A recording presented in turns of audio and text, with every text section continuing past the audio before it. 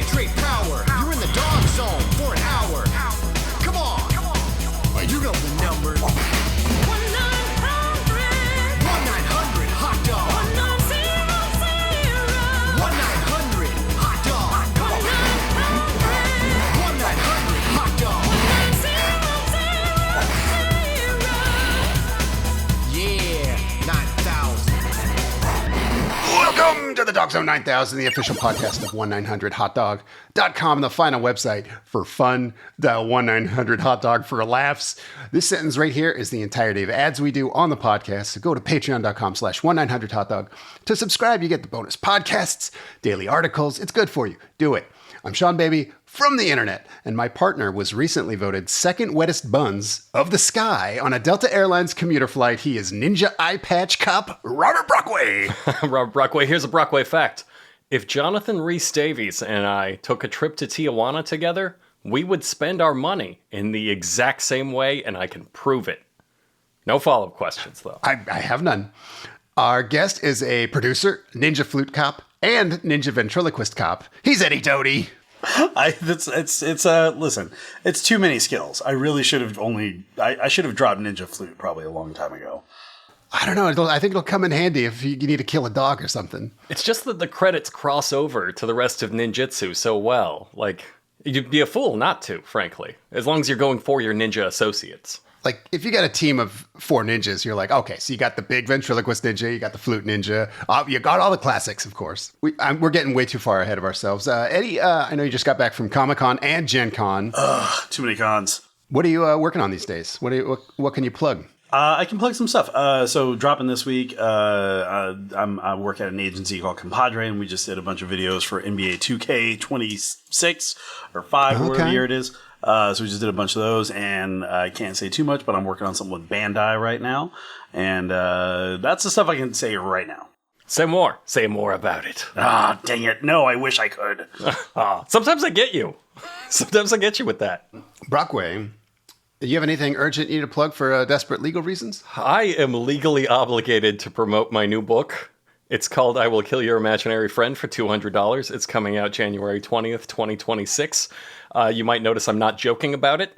I'm not doing a funny joke. Just a funny joke I did where I refused to promote it. Even though it was like legally required of me to do so. It was a bit. It was a sketch. You don't sue a bit, you applaud. At worst, give some constructive feedback. Not a lawsuit, man. So yeah, buy that book, or I'm going to book prison. I'm going to federal book prison, and I'm going to take the whole operation with me. If you do not buy my book. If you do, everything's good. Everything can stay the same, baby. You get everything you love. Just buy that book. Today we're talking about the Ninja episode of C.H.I.P.S, of course. Be more specific. It was called 4-7. It was season 5, episode 27 from 1982, the 117th episode of C.H.I.P.S, which means it took them 117 episodes to think, hey, what if ninjas? In the 80s. That can't be right. I know. Is that right? It shows either impossible restraint or a complete lack of creative inspiration. I think TNT did it in the first season. One can make the argument that every episode's perfunctory Mr. T zipping up his street clothes montage, which I'm not joking, happened at a minimum of once per episode, qualifies as ninjacity. Like, you could make that argument. He carries the spirit of ninja with him, his silence. Yeah. But to be perfectly clear, he did also fight a ninja. Right. So that's what I'm saying. At least once per episode, you were guaranteed like a baseline level of ninja, and then in some episodes, it was a treat. You got either more montages or, in fact, actual ninjas he confronted. So I think I would argue. I think you and I are on opposite sides of this debate club, because I'm going to say Mr. T is the opposite of a ninja in every. He's as far away as you can get from ninjutsu in every sense of the word. You could from a certain point of view, you could say he's a ninja, just bad at it, and yet still found ways. I don't know. I feel like I see that neither of us are wrong, and then neither was Mr. T. Weigh in the comments. Is Mr. T a ninja? Just doing backflips and the gold clanking, and all the samurais turn around like, "What the fuck are you? Come on, man!" Try to get a ninja on the plane, and it's there. You get real squirrely. But this, we don't get the ninjas right at the beginning. It looks like an ordinary episode of Chips. It starts with a car chase, just a real chill car chase. Like a grouchy guy in an Oldsmobile is just kind of weaving a little. And then Ponch is like, that dude's definitely drunk. And they pull him over, and he's an engineer.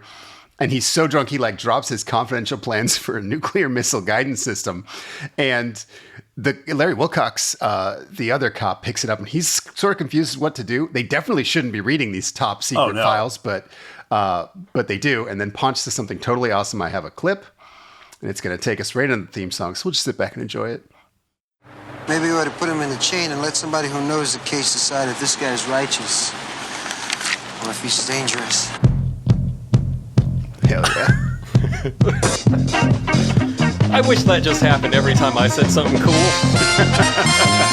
It could. You could just carry this with you.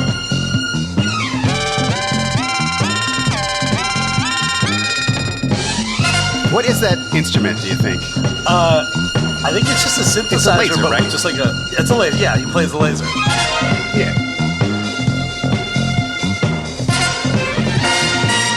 There we go. Yeah.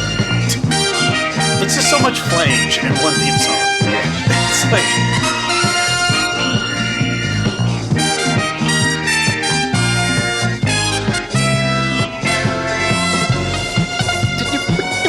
Okay, we can't just listen to the theme song all day. Can't we? We could. I love how it only dawns on me now that the composer for that had a great idea. He's like, let's put every single instrument through a flanger pedal and just crank flange up to 10, and that way everything is just flange. That fucking rules. I wish I don't understand a word you said, but I'm all on board with flange. It's that it makes every instrument go. It like oscillates it. That's called. And so like in 80s guitar, it was like mandatory for a lot of songs, but it just sounds like he put the trumpet through a flanger. Fuck yeah! I thought he that did. they just had Eric Estrada play it on the motorbike, and that's why it sounds See, like. That technology didn't exist, but I just looked it up. You can buy a recordable talking button, like Ice Cube had in the hit movie Amazon Prime's War of the Worlds. Oh my god. That records 30 seconds of audio for only $14. And I would argue it is worth it to just, after you say something cool, you slap that button down, smack it, turn around, walk out the door. Let them just enjoy that theme song for 30 seconds. That's Here's worth a tip $14. you can take with you. A similar tip. I used to have a gong that I'd bring with me to parties sometimes. and if I said something awesome, I would hit the gong. And people would crowd around the gong and just try to say awesome shit the whole night. And it was so fun. And it was also great when someone fucked it up and they said something they thought was gong worthy and hit the gong, and the crowd turns on you so hard. Don't abuse the gong. I have been your friend and your brother in combat for north of 20 years now. I have no memory of your gong. It was something I did in San Francisco. I probably did it like 4 times. When I say I don't want you to think I just carried a gong with me all the time. It was just. Jamie, can you cut him saying he didn't do that all the time? Jamie, can you go back and cut him saying that? I don't want to think that. I was happier believing that you just walked around like with it tied to your back like a backpack. Right. Mm-hmm. Like a cosmetic in a fighting game. You just have like this giant gong strapped to your back. You unlocked the sitting gong. around waiting. Is this a gong-worthy party? I'm like, no, you guys aren't gong-worthy. Nobody here's going to say anything awesome. Good, because it's a pain to get on the BART. Fucking play Catan or something. Dude, I went to the Catan party at Gen Con. Yeah, it was Did they play Catan at the Catan party? Oh, did they? And roll and write Catan, it was a whole thing. That's when the party moves outside to the smoking porch. I would have hired like 40 go-go dancers. Yes. No, I do feel like I need to set the context here with some TV insider terms here. This episode is what we call a backdoor pilot, meaning it's an episode of Chips, but they wanted the creators wanted to set up a spinoff, and so they dedicate a whole episode to this other thing that's happening. A really good famous example of this is Private Practice being a backdoor pilot first as an episode of Grey's Anatomy. That's like a good example of that.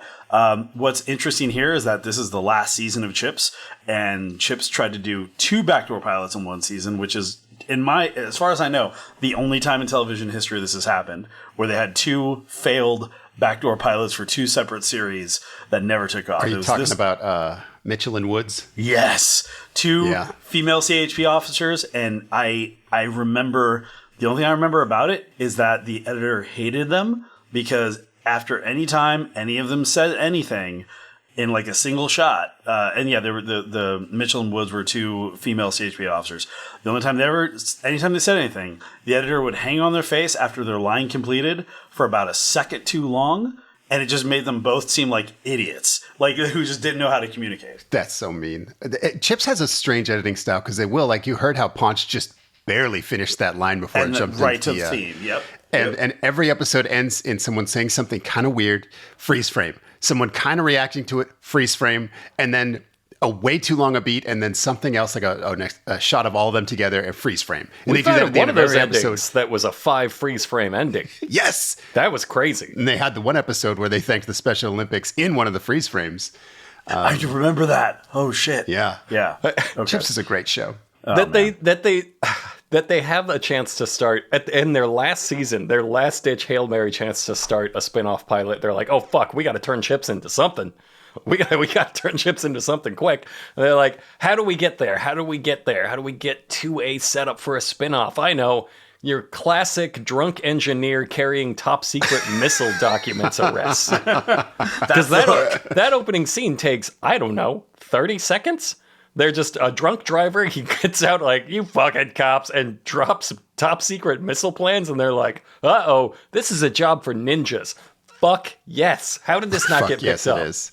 You want to hear something even crazier? Is a lot of that car chase is footage from season 2. Like that is I 100% believe that. Old-timey car chase. And then they shot the pickup shot of him dropping the documents. Our second favorite cop show, TJ Hooker, by season 4, I don't think they shot an original exterior of Hooker and Zmed driving around. They don't need to. They had enough footage. Yeah, and again, we'll eventually do a TJ Hooker episode, but it's the best part about that. If you've spent any time in Los Angeles, is that show did not give a fuck. There'd be an exterior of them on Sunset Boulevard, and they'd be like, all right, turn right here. And they turn right and they're in Long Beach. Like it's like an hour away. It's the best. The best thing about that, in the era in which they were making those shows, nobody was like, you would have to be a total pervert to be out there recording that off of TV. Nobody was doing that. You would just have to trust, like, well, I'm pretty sure I saw that scene before. I guess I'll have to wait an unknown amount of time to see if that other episode ever shows up again, and then hope I'll remember it. That's the only way you could get called out on your bullshit as a director and a writer. And it was just such a magical time, and I miss it all the time.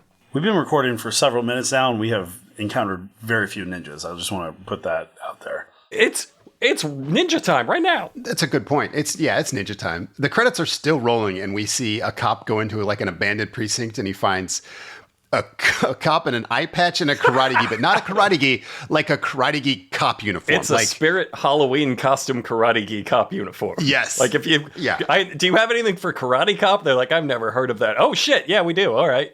There you go. Karate cop.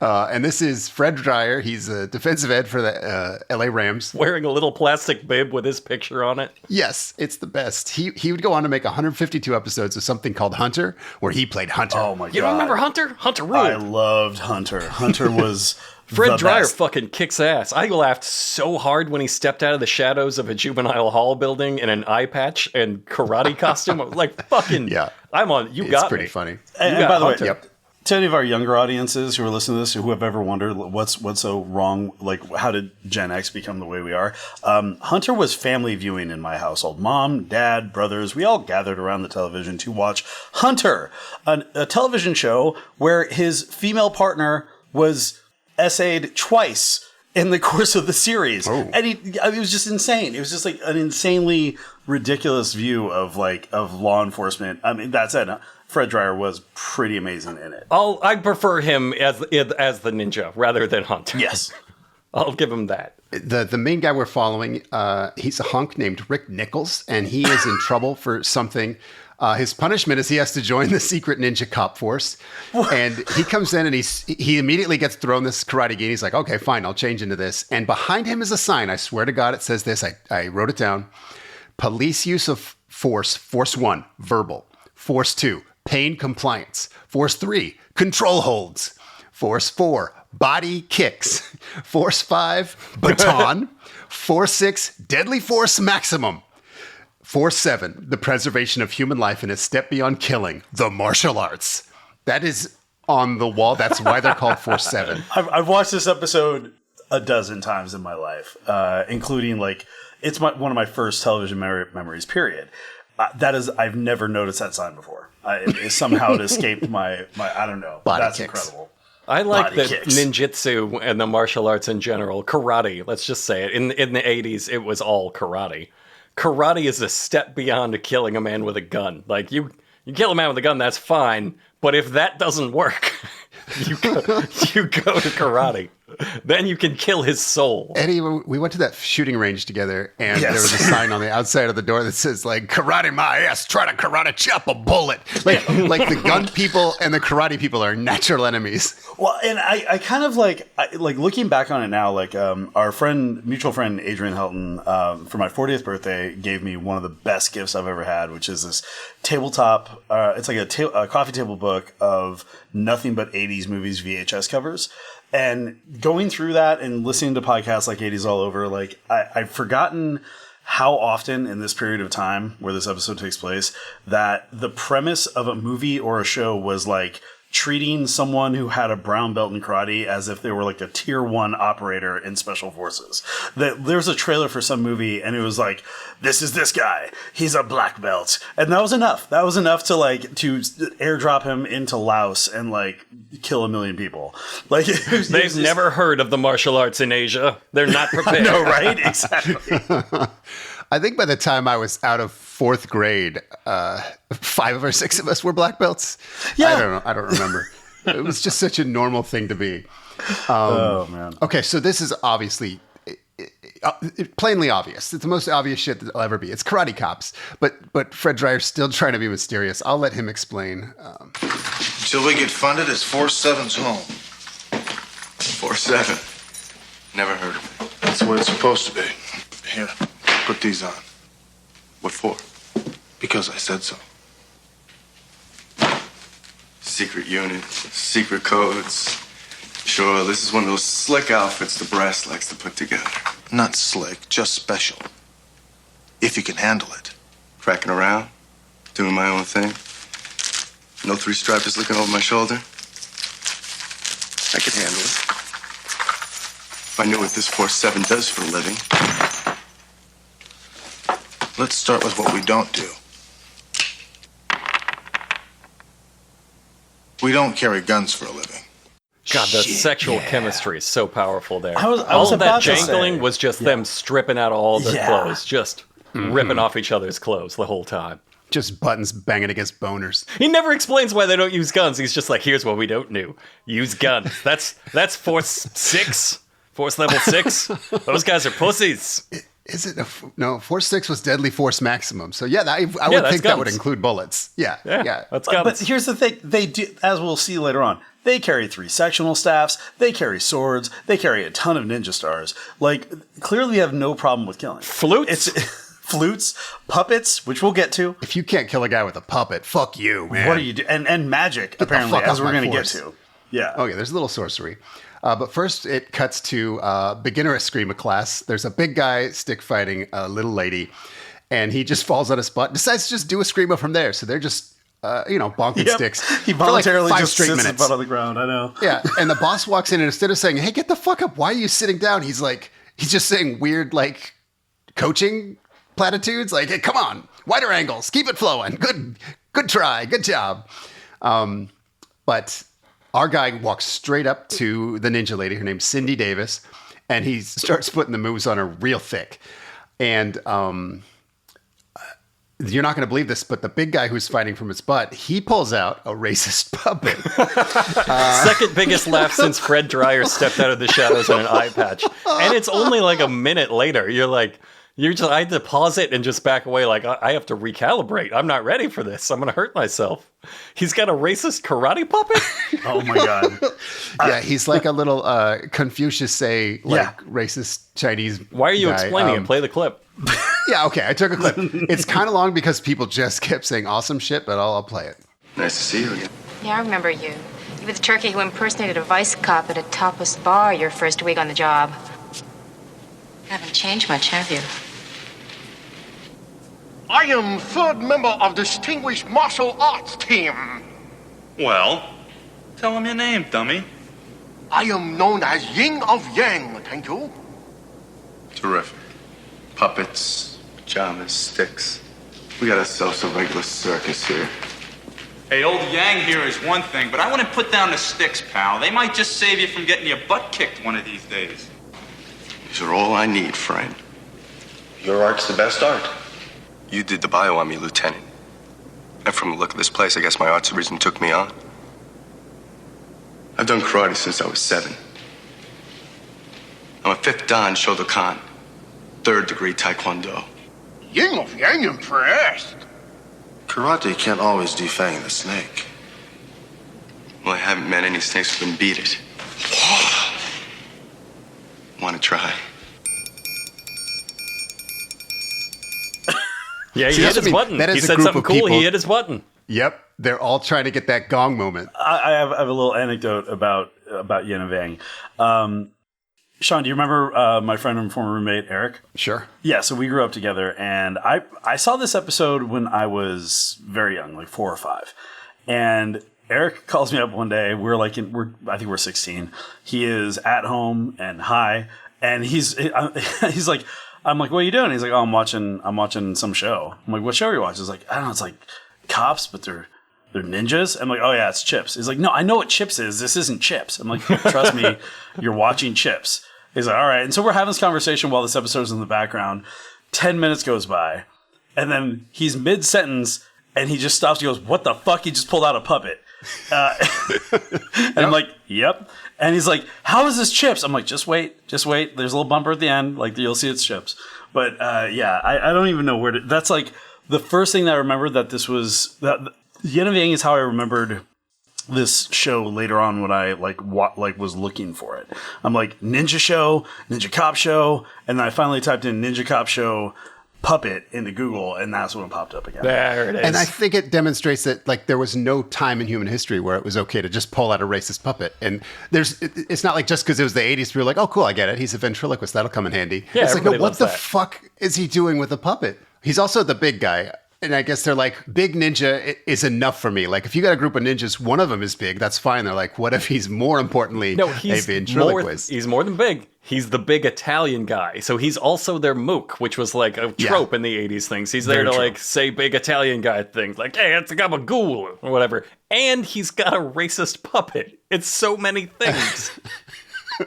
And does he ever forget and do racist Italian things through the racist station puppet? Nope, never eats pizza, never has a calzone, never goes disco dancing, like none of it. They do have a fight here to prove his karate is good, and it's not. Fred Dreyer comes over and like beats him. I don't think Fred Dreyer has taken a single course in martial arts. He is like swatting at him with these crazy bear paws. It looks like an orangutan, like trying to land a plane. I don't know what he's going for.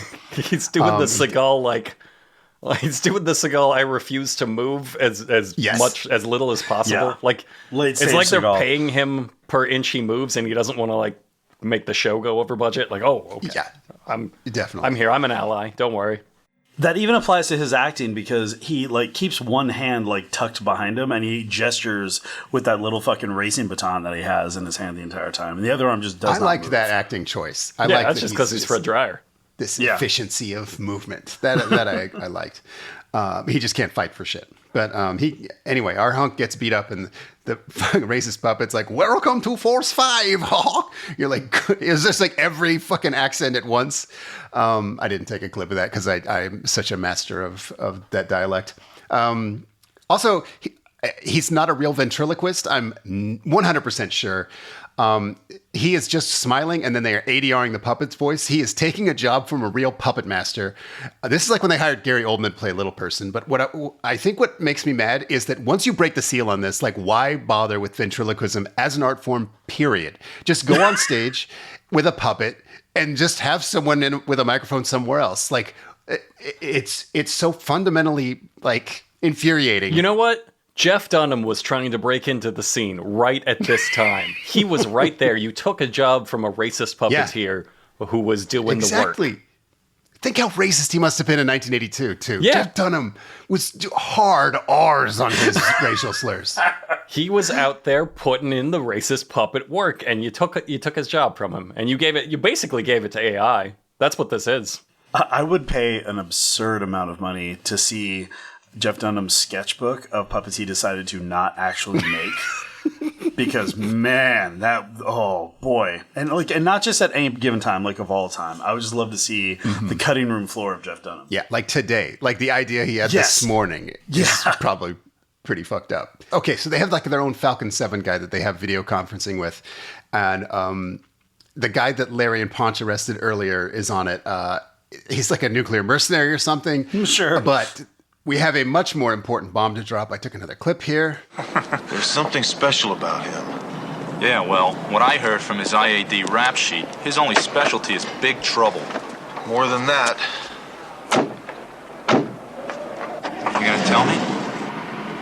the gift of Chi. He's gonna fucking shoot fireballs? That's the best goddamn show.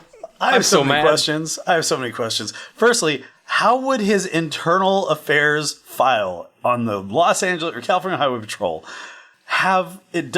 How do you even document? Oh, he has Chi. It's like the Mortal Kombat legal status cards. It's like every single cop has one, but all of them say has no Chi. Except for one guy that's like, has a little bit of Chi. I just got my real ID, and my real ID says has Chi. Oh shit, you're the guy. I think, you legally have to put it on there if you have Chi. So they set off to do an undercover op to get information. And so they send the two who look most like cops to just walk up to some guys in a loading dock and say, hey, give us a job. We want a job at your crime place. Including one with an eye patch. Oh, I remember you. You're the guy with the eye patch. I don't see a lot of those guys, so I remembered you. And they're like, no, dude, fuck off. And they're like, no, we can prove we can lift heavy things, as if that was the question. It's like, no, we have our criminal organization here. But so they grab a forklift. The big guy shoves a forklift down, and then the eye patch guy picks up a big box. And they're like, oh shit, you guys are hired. $4 an hour. They're like, 20. They're like, no, 4. Okay, we're in. I don't know. But while they're doing this is the distraction for Cindy and the hunk to creep in. Hold on. It's a distraction. Like everything about the scene, you're like, okay, they're going to get in on the ground level as warehouse workers.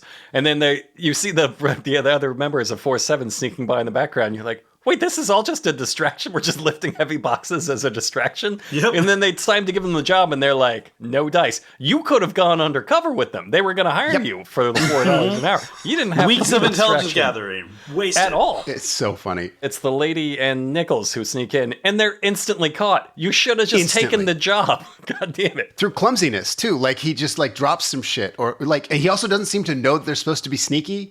He's chatty.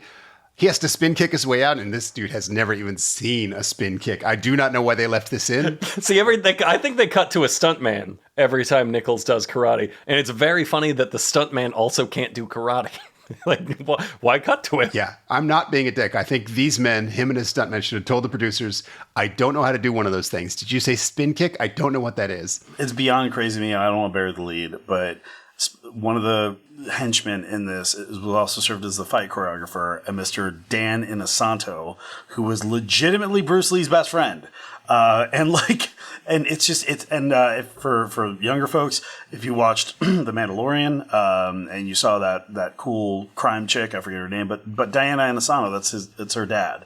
And he's like, he's like the torchbearer of Jeet Kune Do, and like a legitimately amazing martial artist and fight choreographer who's worked on a bunch of stuff himself, and everything in the show is just horrific. None of these stunt people could do things like you can. Nope. You can give him Bruce Lee himself there, and you can't make that guy make that guy's legs. Is that the axe guy? It's the guy with the curvy swords later on. Oh, okay. So Cindy ducks off to like a spring closet. It's just a closet filled with springs. She puts on her full ninja outfit, and so she can vanish into any shadow. So she like just gets out that way, even though our guy cleared away with his spin kicks. So anyway, that's how their mission went. A lot of bad decisions that led to a narrow escape. The one kind of cool thing about 4-7, and the thing that I remembered most as a kid, and I thought was really kind of cool, was that their ninja outfits were reversible. So, like, literally, it was whatever clothes they were wearing, reversible into ninja outfits. And I was like, that's kind of sick, not going to lie. Yeah. I think it's extremely funny to try to break in somewhere, and then when you fuck it up and get caught, you just change into ninja clothes in front of them and then run away, and they're like, you did that backwards. Yeah. I don't disagree. They are really bad ninjas, though. They're horrible. The idea is that they wouldn't have been able to get there if they were dressed like ninjas. People would have been like, oh, hi, ninja. Like, oh, shut up. Or you go in at night, which is why you have the black ninja costume. That's a great idea, too. No, it's broad. It's like noon. It's like the sun is directly above them. Try going in at noon while everyone was working inside there without being disguised and were caught instantly. And then they changed into ninja clothes to run away, leaving them wildly confused and with a really funny story to tell. Back at the base, Nichols has no idea why Cindy's mad. She's like, dude, no one's ever fucked up anything worse than that. He's like, come on, let's have a little fun. Let's loosen up. It's like, I thought this was a party. All you did was... This guy's got a puppet.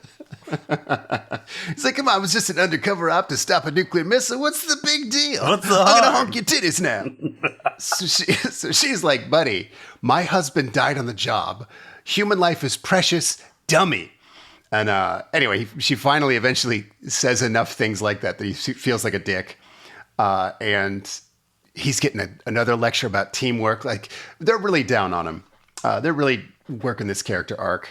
And also, it should be noted that we have not seen our main character since the credits. This is not like a backdoor pilot where it's like we check back in with the C.H.I.P.S guys. Like, no, they're gone the full episode until like the last 61 seconds. So let's see. What's their next mission? They're in their full ninja outfits before the mission starts, which means Fred Dryer is in a ninja costume with an eye patch, meaning he just has one visible eye, and it's fucking awesome. It's the coolest anyone's ever looked. And again, as soon as the construction workers catch them and see, like, one of the ninjas only has one eye, you're like, oh, hey, you were the guy earlier that lifted all the boxes in a very notable way that made me remember you. Also, very ninja related. You had a ninja friend robbing the warehouse while we were watching you load. Yeah, it's all coming back to me. He had a puppet too. I can't remember if the puppet has a ninja outfit. No, the puppet has a really racist, like, Kung Fu Master outfit. Yeah, he should. When he goes ninja mode, he should have a ninja puppet. I think this kind of show, I think they would have got there if they had gotten picked up. That's the reason this episode is bullshit, because the racist puppet, didn't have his own ninja outfit. He should have an Eskimo parka for Arctic missions. He should have a pizza man outfit for Italian missions. You gotta buy them all as the toys. They're different toys. But yeah, the rookie gets caught immediately again. He's like, they could just see his flashlight. He brought a flashlight. I don't care how ninja you are. You gotta... They saw the flashlight. And there's a really funny moment where they're chasing him and he runs into a 4-foot fence and he's like, nah, there's no way over that thing. I forgot about the flashlight. God, they are really such bad ninjas. They corner him and he does a karate pose. They laugh at him. Like they're just these warehouse workers. Exactly as you would do. If you courted somebody dressed as a ninja and they did a karate pose, you would laugh. Not in an 80s TV show. In an 80s TV show, you make a karate pose, people are like, oh yeah, shit, it's serious now. But no, it is a joke to them. Eye Patch comes in with 2 collapsing batons. Both of them suck real hard at martial arts, but they win the fight. Eye Patch comes in and says something like, well, good job, Rick. No, good job. You just called him Rick. Yep. Officer dumbass.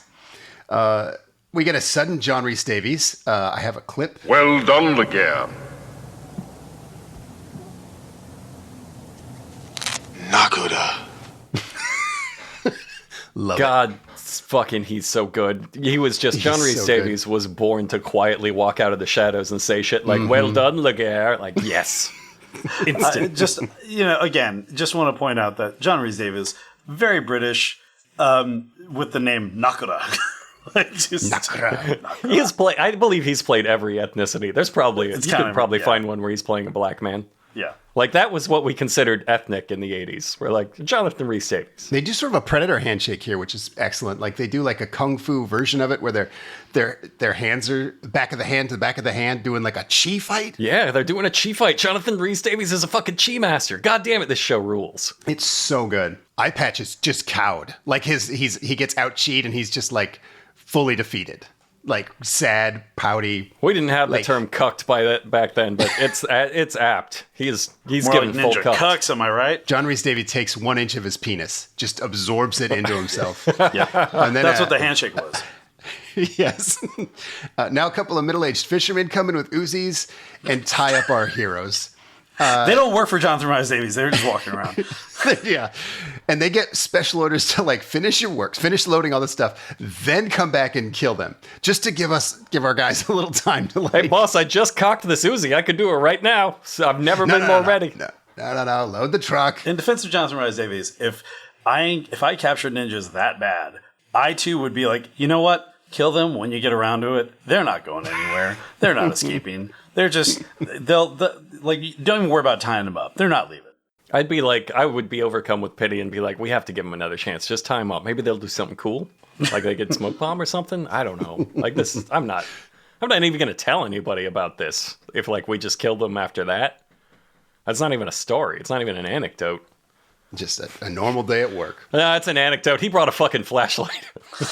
I'm going to tell everybody. By the time I killed the ninja with the flashlight, he's going to hit him with this little dagger that he has, and then the ninja like hits the ropes against the dagger and escapes. It's pretty standard. And then like he takes a throwing star for his belt and turns off the lights with the throwing star, and then picks up the guy's own knife and says like, I have your knife. And these guys are out. They're like, shit, the ninja has a knife. And so they leave. And then Nichols says to Eye Patch, he's like, hey, why didn't you do your cool karate shit against your friend Nakura? And he's so embarrassed he can't even answer. He's just like, God damn it. No, they cut to him every time, like the hit that, like, what is your history with Nakura? They cut to Fred Dryer, and he's got such like a natural resting tough guy face, and he does a full just like embarrassed ape face, just like just a real bashful monkey, and he's just like, ooh, no. And it's so funny every single time he does it. Yeah. Like, what did he do to you? Back in Nakura's office, they're hanging the corpses of the guys who ran away. Like they ran away. They're like, boss, he had a knife. You don't get it. Killed them instantly off camera. The engineer comes in. It's time to arm the warhead. And John Rhys-Davies is having so much fun. Like he thinks this show is for 9-year-olds. And he's not wrong. He's not wrong. But this is where I like having my notes where I was trying to figure out what he's supposed to be. Is he supposed to be Asian?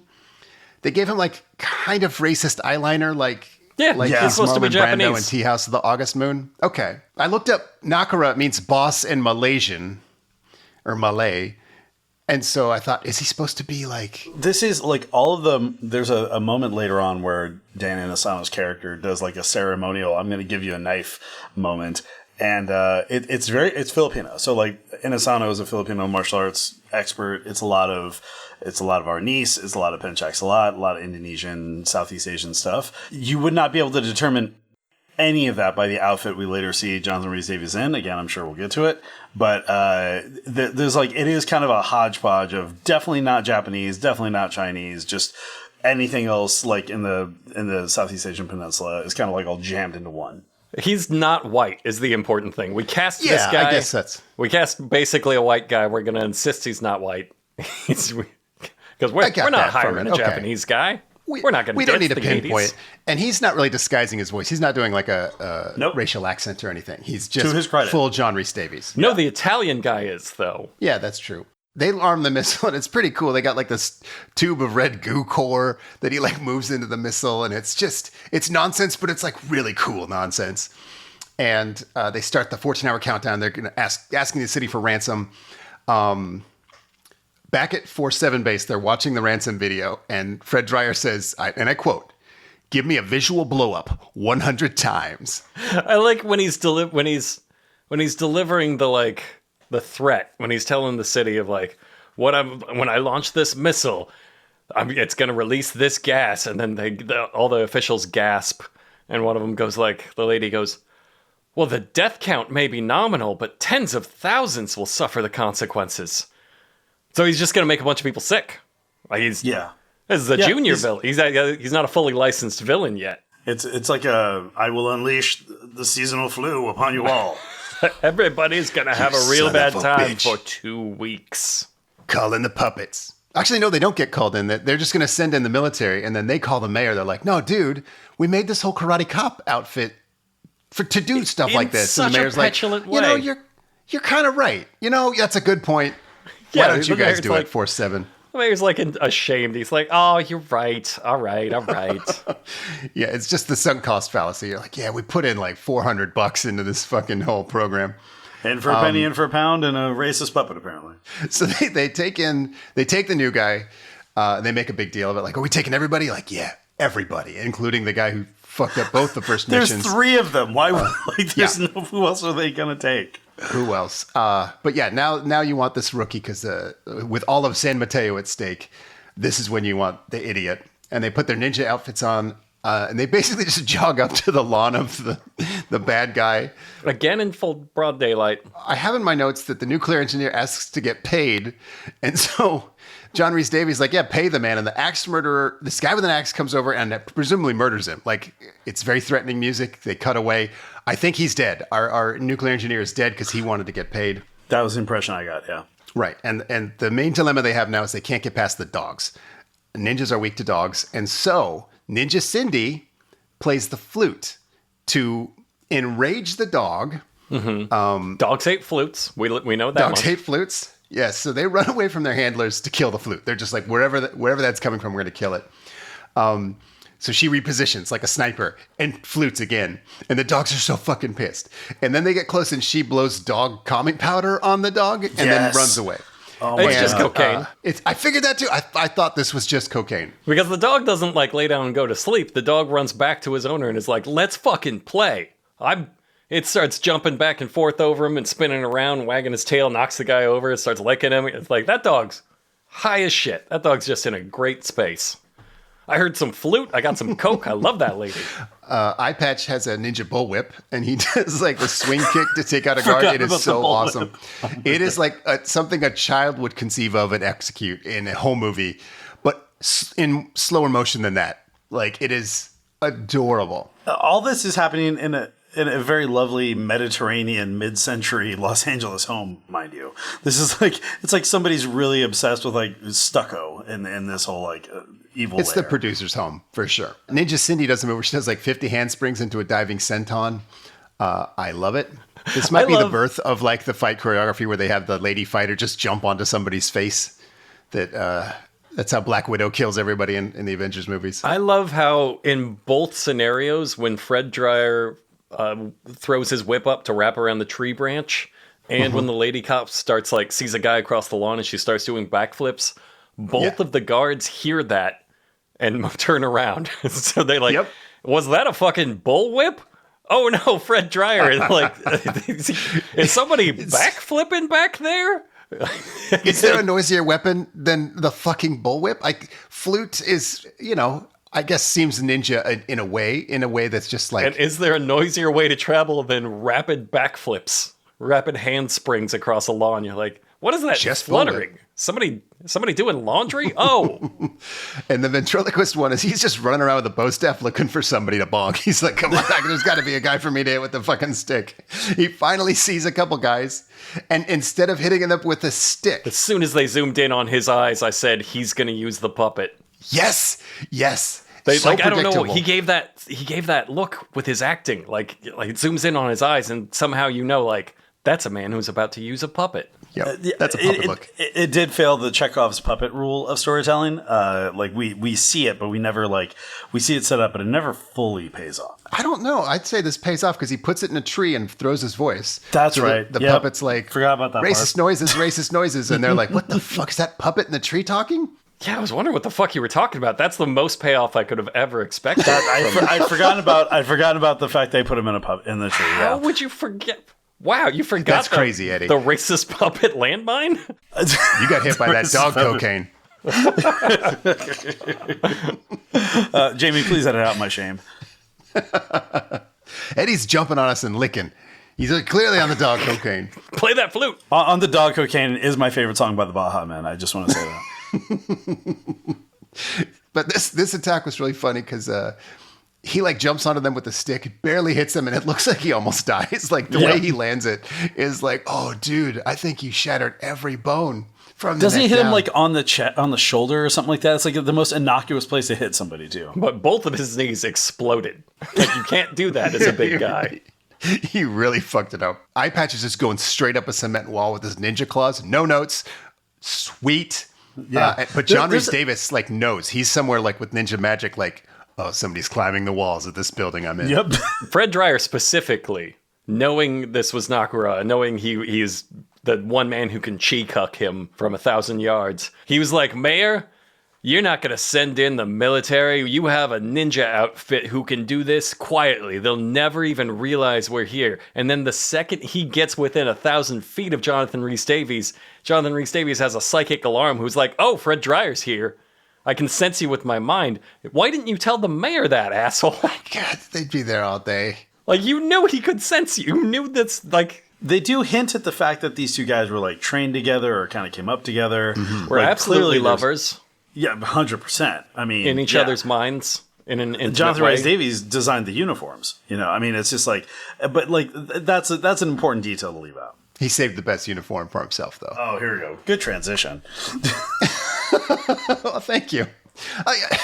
I guess, yeah, let's talk about his uniform. He's got like a full like silk pajamas kung fu thing, but with like an executioner silk mask. It's not a ninja mask. It's the inverse. It covers the eyes and the skull, and it leaves the mouth and jaw open. And it's a different color than the rest of the uniform. It's like blue and silver. It was my desktop wallpaper for a number of years. It is madness. See, the way that they play this is so fucking cool because it's like Jonathan Rhys-Davies intercut with the ninjas doing shit. So they're still infiltrating the compound. They're going to the missiles. But then every time it cuts back to Jonathan Rhys-Davies, he's doing something even radder than the last time you saw him. Like, it cuts away, cuts back, and he's got fucking swords. He's got, like, mall ninja swords that he's just standing there crossed with, and you're like, holy shit. Cuts away, cuts back. Now he's fully dressed in karate pajamas. Cuts away to ninjas or whatever. Cuts back, and he's putting on the luchador mask. Yep. Like, There's a moment where there's no dialogue, so it's just left to your imagination. But there's a whole thing where Dan Asano like solemnly presents two giant Chris blades, which is like the big curvy swords, and like on the ground it does like a whole like like ceremonial thing to him. And all Jonathan Rhys-Davies does is just they grab the sword, stand up, and just cross them in front of his chest and like look forward. Meanwhile, ninjas are invading the compound. But it's like it's just and there's dialogue. Always time for ceremony. And I guess so. That's what and ninjas he taught knows us. this. Mm-hmm. So he's just like I'm gonna go back here with my friend. I'm just gonna aura farm for the next hour and a half while you do your ninja shit. I got swords. I got a luchador mask. Also, he hasn't told anybody. There's no alarm. Like, basically, the ninjas take turns, like, killing guys from behind for 40 minutes. And it's kind of like... I wrote down in my notes, this is like a Godfrey Ho movie with 50 times the money and 1/10 the training. And then I decided that's the meanest thing I've ever said about anybody. That's and I was cruel. like, do I mean that? I think I do. Because you do. Once the fights start, it's like, God, this sucks so hard. But and everything then, like, before the fights rules so much. yes, I agree. Everything around it. And maybe even rules that the fights suck. Like, and maybe it'd be weird if they were good. Man, you just can't live up to it, though. You can't live up to like what you're building up in the scenes, because that final cuts away to the ninjas, cuts back to Jonathan Rhys-Davies. Jonathan Rhys-Davies has just thrown those swords, I guess, in the trash, and he's now got dual butterfly knives. You're like, that's cool. That's even cooler than the swords, man. Yep. I wrote down a couple other gags before we get to the final fight, because there's one where the ventriloquist throws Cindy like a full city block. It looks so bad. It looks like a big ventriloquist waving at an unrelated circus. It's just like, was that supposed to look like you threw it? Because it just... And then there's one where the rookie guy is tightrope walking over some guards, and he has to stop right over their heads. And it's that fucking Simpsons gag of like, if it's not a fucking solar eclipse... I'm not looking up. The Godfrey Ho movies have kind of the inverse problem because, like, the outfits in Godfrey Ho movies, like, absolutely suck. Like, they're Hilarious. just store-bought Yeah. ninja outfits with a bandana that says ninja, or, as you pointed out to me, Sean, the silhouette of the ninja in the center, so it's nin, ninja, ja. If you read it like hieroglyphically, but like the fights are good. They have backflips and frisbees and all sorts of stuff. But this is all like, again, I maintain those reversible ninja outfits are legitimately a cool thing. And Jonathan Rhys-Davies, I feel like that would win an episode of Project Runway. But when it comes to the actual fighting, it is just barely get your leg up for a kick to make the tiniest bit of contact and then cut to a stunt performer like throwing himself 50 feet. But what's great is all of them across the entire show, every single person is terrible, equally terrible at martial arts. None of them have ever even heard of karate. Like this is their first day learning about kicks. They're like, you can punch with a foot? Like, what is that? I don't understand. So it's so funny that they're like, we are all the masters. We are the greatest in the world. And then there's so much awesome fucking buildup. There's so much just power opposing and butterfly knives spinning and luchador masks coming on. And then it gets time to fight. And like one guy spins around like half an inch and then falls over. That's the best goddamn punchline. I think it's really funny that our main guy has everything except for one eye covered, and they still don't replace him with a competent stuntman. So he's like toppling and punching and kicking, just fully wrong, fully stupid. But it's really him, so good for them, I guess. Good for Fred Dryer. I think that might be Jonathan Rhys-Davies too. He's got a very distinct body. Yeah. This may come off as a little bit of a brag, but really it's more just like a proud like dad moment, right? Like I just pulled up a clip of a fight scene from 4-7, and I have it side by side with my 14-year-old son who bought a meteor hammer 2 weeks ago, and in 2 weeks' time, my son has gotten better with the meteor hammer than these guys are at literally anything. Like it's just it. You can tell they put in the number of time spent in training should be measured in hours and not days, because it's kind of insane. Like you could accidentally do karate and look better than like half the guys in the show. That's so generous of you to assume there was training. I don't think that happened at all. I think they just started shooting, and they're like, right. You are gonna kick and you're gonna dodge, and they're like, yeah, sure. This is how that looks. And then the guy's like, what's a kick? It's like a punch with your foot. Just do it's a foot punch. You're rolling. Go. Oh, I gotcha. Sean, your former nemesis, Uwe Boll, I remember one time when you and I were watching, I think, the Blood Rain movie, we made the observation that instead of doing choreography, like sword choreography, what Uwe would do, and it's kind of a mad genius move, he would just go extremely close up on the faces of the actors. Yes. And literally just like smacking the swords together and just add a bunch of sound design. And it would just cut from like extreme close up of face to extreme close up of face 6 times in a row, and all you hear is just like clang, clang, clang, clang, clang, and it would like trick you into thinking a fight was happening. He's a filmmaking genius, and I don't care what anybody says. Fair enough. Let's get to where Nakara has 2 butterfly knives and just sucks. It has a real like sad dad yellow belt fight energy with Nakara mostly running away upstairs and throwing little kicks. He tries to do like an Anthony Pettis off the wall bitch slap. Both of them jump off the roof and use 2 confused guards to break their fall. Like, there's still some guys out there who don't know this ninja fight is happening, and they're just turning their back to the action and looking like trying to look busy. And they're just stunt bags now. Like, that's your job. There's like a minute left on the rocket, and Eye Patch ties up his wrist. He grabs John Rhys-Davies' wrist and he says, "Your life for the code." And so they're doing like another chi battle, and this time Fred Dryer wins, and so John Rhys-Davies has to give up the code, and it's 6. Well, I could have guessed that. God damn it! It's a fake out though. The warhead's going to go off, and they already killed the nuclear engineer. But to be clear, that was the real code.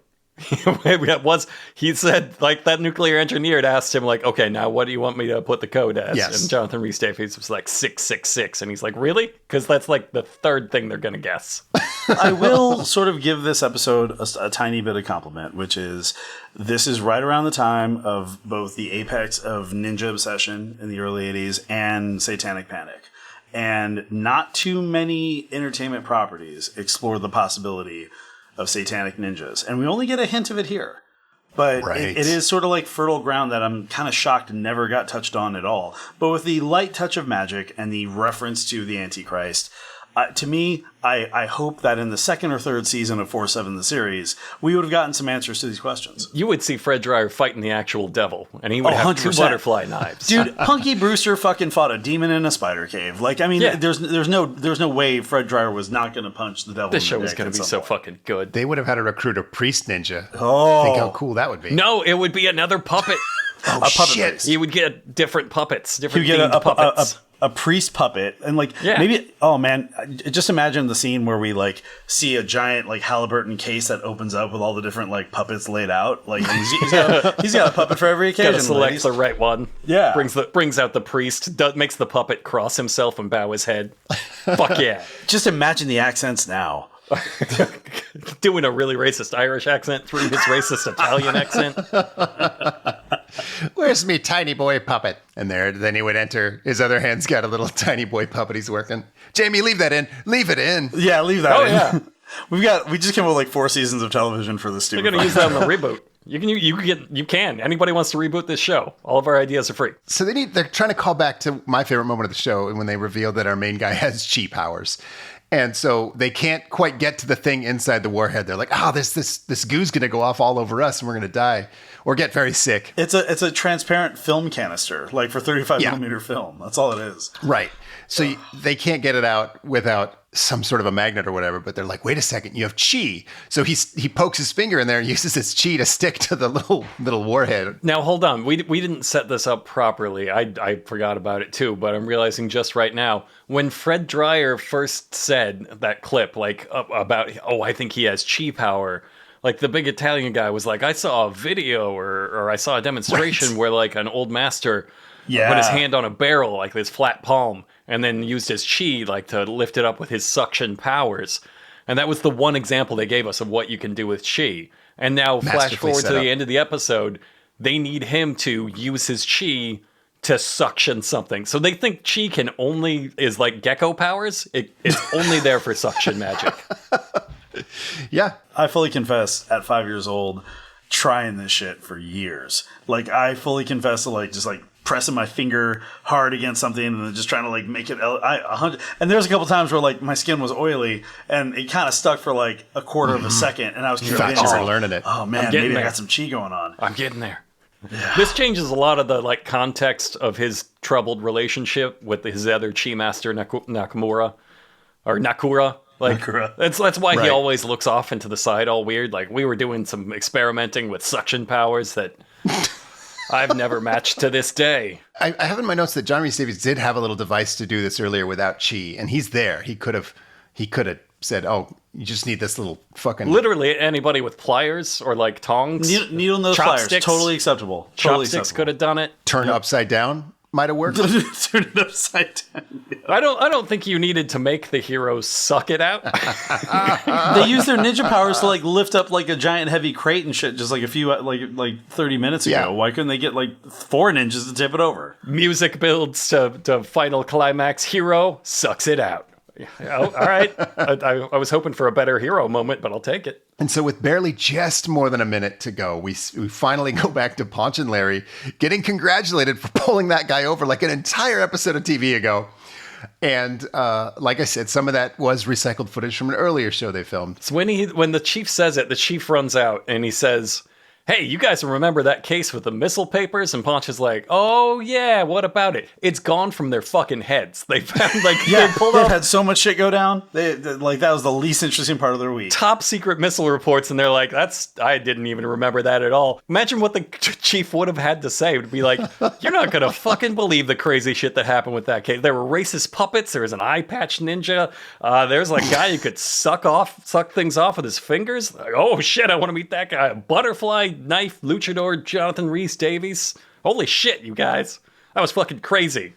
And all the main characters of Chips could do would be like, wow, I guess I wish I would have seen that. We judged a wet t-shirt contest. What one last little bit from Yin and Yang or Yin of Yang is that afterwards when they have their like the ninjas have their like celebratory moment, then it's like, all right, things are settled down, cool. Here comes the puppet, folks. And it just appears. Like the camera's on him, cuts away to the rookie, cuts back, puppet fully on, and he has him say, "It is said, he who has chi is divine." No shit. Like, just thank you for that contribution there, Yin of Yang. Whoever has magic is a magician. He thought he was going to get the chips freeze with that fucking puppet. Nope. Yeah, No way. you could tell there was like a That's moment not a where they line. thought, yeah, there was like a moment where they considered that. You could tell because there's a group shot, there's a group laughing shot. Like, yeah, they thought like we're gonna get the chips freeze, and the people are like, no, call Estrada back in. Not worthy. This was Larry Wilcox's last episode, by the way. He got bumped from his own farewell episode for 4 ninjas who didn't get their pilot picked up. Ninjas in 1982. Do you know how shitty a ninja has to be for TV executives to say no to them in 1982? It gets worse because Larry Wilcox got replaced by Nichols in this very show, and they changed his name to Officer Bobby Hot Dog Nelson. Did he still suck things off with his fingers? No, he's not a ninja. His fingers can't suck. His name is Bobby Hot Dog. I always forget that bit of trivia. This was Larry Wilcox's last episode. God, what a way to go out. Jesus. He was in it for like 45 seconds. 3 lines, maybe. God, man, it's such a missed opportunity. Do you know what I would give to see what Jonathan Rhys-Davies could do with the chips freeze? Like, that is a master. Just yeah. We had 5 seasons of TJ Hooker.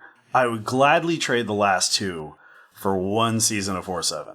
Like Jonathan Rhys-Davies multiple freeze frame chips ending, or just he's got swords, he's got butterfly knives. You look back at him, he's freezing with the luchador mask on. They could have turned him into like the Hannibal Lecter of the series, like just have him appear every now and then to like they go visit him in jail and like ask him for, like, was going to be that. Yeah, that was the arc, and like then season 1 ending, he breaks out of jail. I've just mapped out like a 4-season arc for this whole thing. Like, god damn it, Hollywood. Let's do it. Let's fucking do it. I've got one. Double butterfly knives. He's looking all cool. And then the puppet pops up behind him, dressed like him, silk executioner hat, little kung fu pajamas, and he does a double take, looks real mad, and then lets out a little laugh. Freeze frame on the laugh. And then unfreeze, and everybody's like, wait. Yep. Are we still going? And then we freeze on them being uncertain if we're still going. And that's the chips ending where they're like, I don't understand why we did another one. And then come back, wet t-shirt contest, freeze frame on the wet titties. At the Special Olympics. No, cut that one. No, that's the ending. No, we're out before that. No. 1-900 hot dog. Oh. Beep, beep, beep, beep, beep. Einstein, 100, Frankfurt. Einstein, 100.